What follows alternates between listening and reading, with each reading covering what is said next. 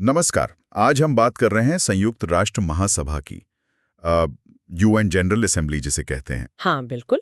ये संयुक्त राष्ट्र का आप कह सकते हैं सबसे बड़ा मंच है, जहां दुनिया के लगभग सभी देश एक साथ आते हैं सही। और विचार विमर्श करते हैं। तो आज हम जो हमारे पास स्रोत हैं, उनसे ये समझने की कोशिश करेंगे कि ये संस्था कैसे काम करती है और दुनिया के लिए इसकी क्या अहमियत है। हाँ, और इसकी एक बहुत ही खास बात है जो आपने शुरू में बताई, हाँ, कि हर सदस्य देश के पास एक वोट होता है। एक देश एक वोट। हाँ, ये सिद्धांत इसे बहुत अनोखा बनाता है। बिल्कुल, ये वो जगह है जहाँ कम से कम कागज पर तो हर आवाज बराबर है, चाहे देश छोटा हो या बड़ा। ये संयुक्त राष्ट्र का मुख्य विचार विमर्श करने वाला अंग है। यहीं पर वैश्विक मुद्दों पर बहस होती है। अच्छा, तो मतलब ये सिर्फ एक बड़ी बहस की जगह नहीं है।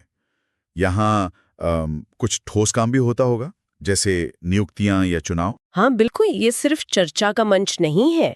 यहाँ बहुत महत्वपूर्ण चुनाव और नियुक्तियां होती हैं, जैसे जो संयुक्त राष्ट्र के महासचिव हैं, सेक्रेटरी जनरल। हाँ, जो सबसे बड़ा पद है एक तरह से। सही कहा, उनकी नियुक्ति सुरक्षा परिषद की सिफारिश पर महासभा ही करती है। ये अपने आप में एक बहुत बड़ी जिम्मेदारी है। ये तो है, और सिर्फ महासचिव ही नहीं शायद। नहीं नहीं, और भी हैं। देखिए, सुरक्षा परिषद जो सबसे शक्तिशाली बॉडी मानी जाती है यूएन की। हाँ, वीटो पावर वाली। हाँ, उसी के जो 10 अस्थायी सदस्य होते हैं, नॉन परमानेंट मेंबर्स, हाँ। उनका चुनाव भी महासभा ही करती है। अच्छा, हर 2 साल के लिए चुने जाते हैं शायद। जी हाँ, 2 साल के कार्यकाल के लिए। और इनका रोल बहुत अहम होता है शांति और सुरक्षा के फैसलों में। फिर आपकी इकोनॉमिक एंड सोशल काउंसिल, यानी आर्थिक एवं सामाजिक परिषद, इकोसॉक। हाँ, इकोसॉक, उसके सदस्यों का चुनाव भी यहीं होता है। और वो अंतर्राष्ट्रीय न्यायालय आईसीजे, उसके जजों का क्या? हाँ, वो भी एक महत्वपूर्ण चुनाव है।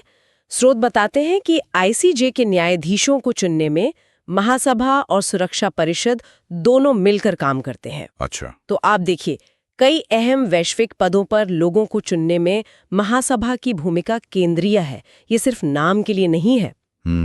ये तो साफ है कि चुनाव और नियुक्तियों में इसका काफी वजन है। लेकिन जब फैसले लेने की बात आती है नीतिगत मुद्दों पर, तब क्या होता है? क्या वहां भी इतनी ही शक्ति है? देखिए, वहां थोड़ी अलग स्थिति है। ज्यादातर जो सामान्य मुद्दे होते हैं, उन पर तो साधारण बहुमत, मतलब सिंपल मेजॉरिटी, आधे से ज्यादा सदस्यों की सहमति काफी होती है। ठीक है। लेकिन कुछ बहुत ही अहम मसले हैं, स्रोत उन्हें स्पष्ट करते हैं। उनके लिए विशेष बहुमत चाहिए होता है। विशेष बहुमत यानी 2/3 सदस्यों की सहमति, 2/3 मेजॉरिटी। और ये अहम मसले कौन से होते हैं? जाहिर है बहुत गंभीर मुद्दे होंगे। हाँ, बिल्कुल, जैसे शांति और सुरक्षा से जुड़ी कोई महत्वपूर्ण सिफारिश करनी हो, या फिर संयुक्त राष्ट्र का बजट पास करना हो। बजट तो जरूरी है। बहुत जरूरी। या फिर किसी नए देश को सदस्य बनाना हो, या किसी मौजूदा सदस्य के अधिकार सस्पेंड करने हो, या उसे निकालना हो। ये सब गंभीर फैसले हैं। हाँ, ये समझ आता है कि इन पे ज्यादा सहमति क्यों चाहिए होगी। बिल्कुल, ताकि फैसलों को एक व्यापक समर्थन मिले। लेकिन एक और बात है जो मुझे स्रोतों में दिखी। महासभा की सिफारिश करने की शक्ति पर एक रोक है। हाँ, एक सीमा है कि अगर कोई शांति और सुरक्षा का मामला पहले से ही सुरक्षा परिषद देख रही है, हाँ, तो महासभा उस पर कुछ नहीं कह सकती जब तक सुरक्षा परिषद ना कहे। बिल्कुल सही। जब तक सुरक्षा परिषद खुद महासभा से सिफारिश करने को ना कहे, या वो मामला उसके एजेंडा से हट ना जाए, तब तक महासभा उस विशेष मुद्दे पर सिफारिश नहीं कर सकती। अच्छा, ये तो शक्तियों के बंटवारे का एक साफ उदाहरण है। हाँ, ये यूएन चार्टर में ही तय किया गया है। शांति और सुरक्षा की प्राथमिक जिम्मेदारी सुरक्षा परिषद की है। लेकिन इसका मतलब ये नहीं कि महासभा कमजोर है।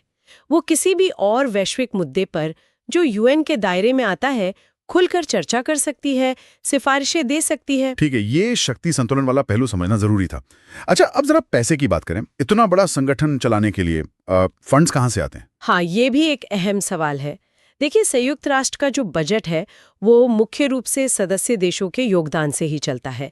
और ये योगदान, स्रोत बताते हैं, 2 तरह का होता है। 2 तरह का? हाँ, पहला है अनिवार्य अंशदान, असेस्ड कंट्रीब्यूशंस। ये हर सदस्य देश को देना ही होता है। अच्छा, ये तय कैसे होता है कि कौन कितना देगा? ये एक फॉर्मूले पर आधारित होता है जो देश की भुगतान करने की क्षमता, मतलब कैपेसिटी टू पे को देखता है। इसमें उस देश की राष्ट्रीय आय, जनसंख्या, ऐसे कई कारक शामिल होते हैं। ठीक है। और दूसरा प्रकार? दूसरा है स्वैच्छिक अंशदान, वॉलंटरी कॉन्ट्रीब्यूशंस। ये सदस्य देश या कोई और संगठन अपनी मर्जी से, अपनी क्षमता के हिसाब से देते हैं। अच्छा, मतलब दान जैसा। हाँ, कह सकते हैं।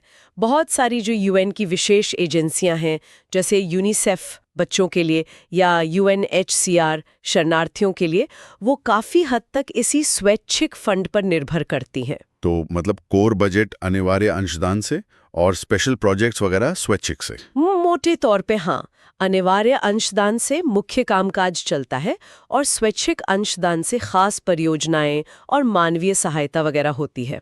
पर कभी-कभी ये जो अनिवार्य वाला पैसा है, अगर वो टाइम पर ना आए या कम आए तो बजट पर दबाव पड़ता है। हाँ, वो तो हो गई। तो अगर हम संक्षेप में देखें तो संयुक्त राष्ट्र महासभा एक ऐसा अनोखा वैश्विक मंच है जहां सब देश मिलते हैं, महत्वपूर्ण चुनाव होते हैं और कई अहम मुद्दों पर फैसले भी होते हैं, खासकर विशेष बहुमत से। हाँ, लेकिन हाँ, शांति और सुरक्षा के मामलों में सुरक्षा परिषद के साथ एक संतुलन बना हुआ है। ये यूएन के काम करने के तरीके का एक बहुत जरूरी हिस्सा है। बिल्कुल। और अंत में एक सवाल शायद सोचने लायक है, जो इन स्रोतों को देखकर मन में आता है, वो ये कि एक देश एक वोट का सिद्धांत सुनने में तो बहुत अच्छा लगता है। हाँ, बराबरी का एहसास देता है। बिल्कुल। लेकिन क्या ये हकीकत में वैश्विक शक्ति संतुलन को पूरी तरह दिखाता है? खासकर जब हम देखते हैं कि अहम फैसलों के लिए 2/3 बहुमत चाहिए और सुरक्षा परिषद के पास वीटो जैसी शक्तियां हैं। तो क्या ये व्यवस्था सच में सभी आवाजों को बराबर वजन देती है, या असलियत में कुछ देशों का प्रभाव, उनके संसाधन उन्हें कहीं ज्यादा ताकतवर बना देते हैं? ये आदर्श और यथार्थ के बीच का जो फासला है, ये सोचने वाली बात है।